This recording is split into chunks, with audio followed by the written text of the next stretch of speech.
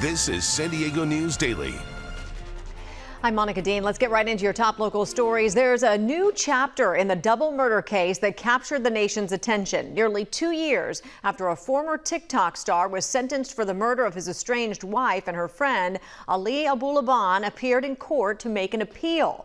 He was sentenced to 2 consecutive life terms without parole, plus another 50 years for shooting and killing the mother of his child, Anna Abulaban, and her friend Ray Barron.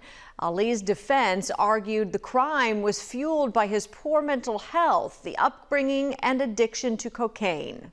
I was in the worst physical and mental state of my life.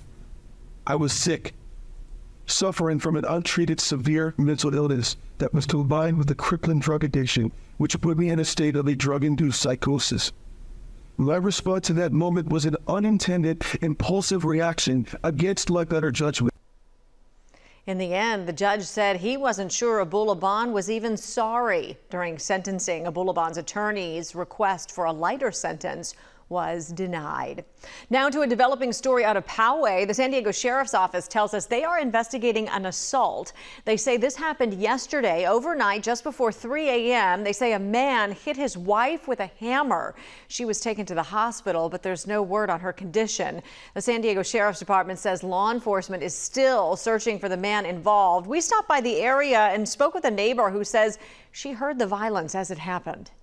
So about 3-something in the morning, I heard some commotion. I got woken up by a siren, and then I heard a cop say, "Get out of the car, get out of the car, there's a canine, he's gonna come get you, blah, blah, blah. He's gonna come bite you." And I heard that, and I was up for, God knows how long, couldn't go back to sleep after that. Police were still in the area until just before 7 last night. Anyone with information is asked to call Crime Stoppers. For the first time, we are hearing from a woman who was repeatedly stabbed in a random attack, all while she was 4 months pregnant.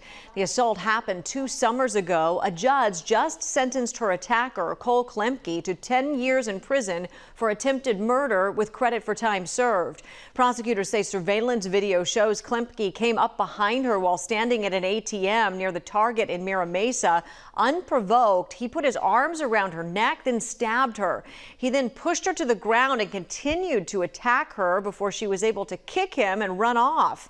The woman, who appeared in court remotely and chose not to appear on camera, says she is grateful to be alive.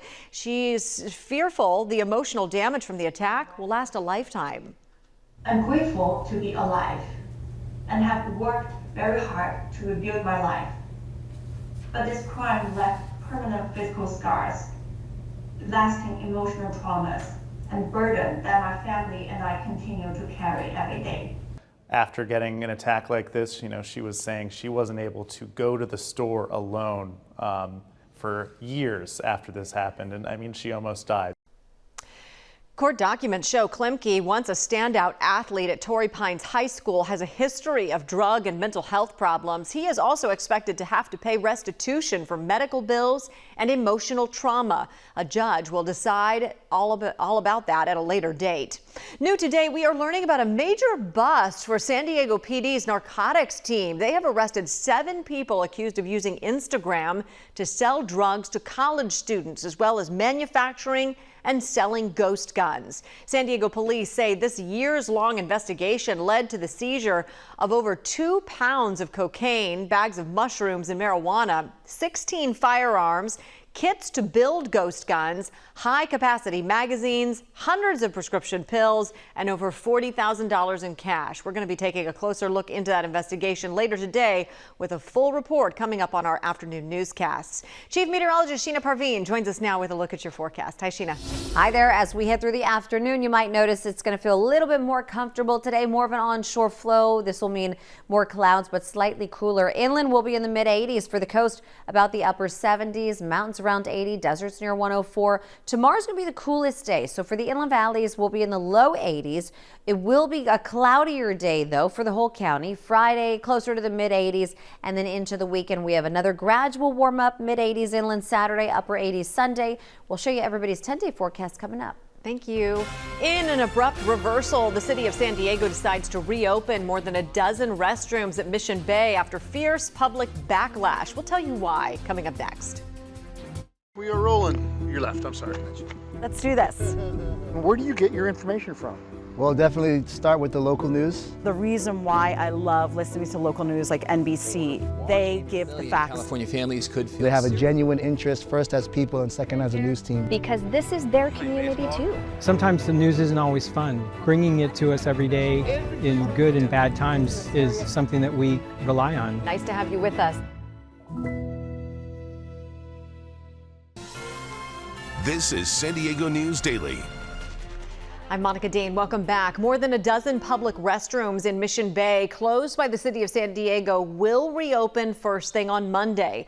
Mayor Todd Gloria made the announcement today alongside city council members Joe LaCava and Dr. Jennifer Campbell, who both represent parts of Mission Bay. 13 restrooms were closed in July as part of cuts to the city's fiscal year 2027 budget. Some in the community criticize the decision, saying it's impacting people's quality of life while trying to enjoy public spaces. The mayor said the restrooms will be open for the remainder of the year. The city will revisit the issue when they pick up the next city budget to see if they have some money to keep them open. Our Joe Little is following this story. He'll have more for us coming up on the news at 4 this afternoon.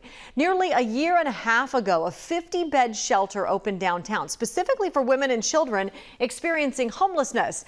Now it has more than quadrupled in size. NBC7's Audra Stafford explains how it will help meet the needs of those who need it most. The building you see behind me here along 8th Avenue is home to Rachel's Promise. It's a shelter for women and children experiencing homelessness.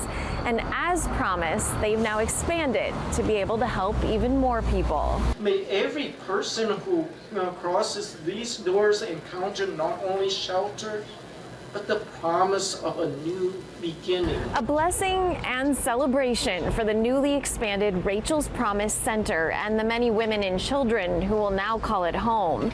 The expansion adds 160 shelter beds to the 50 that opened last year. A little over half will be for single women, the rest for single women with children. A lot of these women are fleeing domestic violence or other situations in which safety and security was not available. So that's something that we were very intentional about creating. The shelter also includes computer workstations, a children's play area, and places to just hang out. Creating a space that's accommodating, welcoming, and a resource to be able to meet their needs. And the needs are great. The Housing Commission says the percentage of women and girls experiencing homelessness in city-run shelters jumped from nearly 30% in 2021 to more than 41% over the last fiscal year. Catholic Charities, which operates Rachel's Promise, says this expansion will help them meet that growing need. We are so excited. This is a dream come true because the women and children are the most vulnerable in the streets of San Diego, and we want to make sure that the most vulnerable of the vulnerables are taken care of. From downtown, I'm Audra Stafford, NBC7. We'll have a look at your weather forecast right after this. On January 22nd, I got a phone call from my daughter. Rolling. All right. She said, Mom, the water's already waist high. And we were all scrambling. There's been 2 wildfires that have come through. We were able to watch NBC7, and we knew that as long as they were there, we were going to be okay. We're going to be here. We're going to keep an eye on things. Because of you guys, they acted. This is the source of all of this neighborhood's problems. Everything can be so unpredictable, and we rely on this coverage. And that's a tornado warning. Hi there, I'm NBC7 meteorologist Sheena Parveed. For today, it's going to be slightly cooler, a little more comfortable. We'll also see more clouds at the coast, upper 70s, and we'll see more clouds moving through our inland valleys too, and more comfortable there, mid 80s for the mountains, around 80, breezy west wind. Deserts near 105. But tomorrow is going to be the coolest day. Mid 70s at the coast and cloudy, low 80s inland and mostly cloudy. After that, we do have a gradual warm up for the weekend. This will carry us into early next week, so it's going to be hot to start next week again, even for the mountains and deserts. Thank you. NBC7 and Telemundo 20 need your help to clear the shelters. We've partnered with animal shelters across San Diego to help pets find forever homes. For more information on how to do that in our campaign, head to NBC7.com. Click on the trending bar. We have more coverage you count on at NBC7.com all the time. Thanks for watching. Have a great day.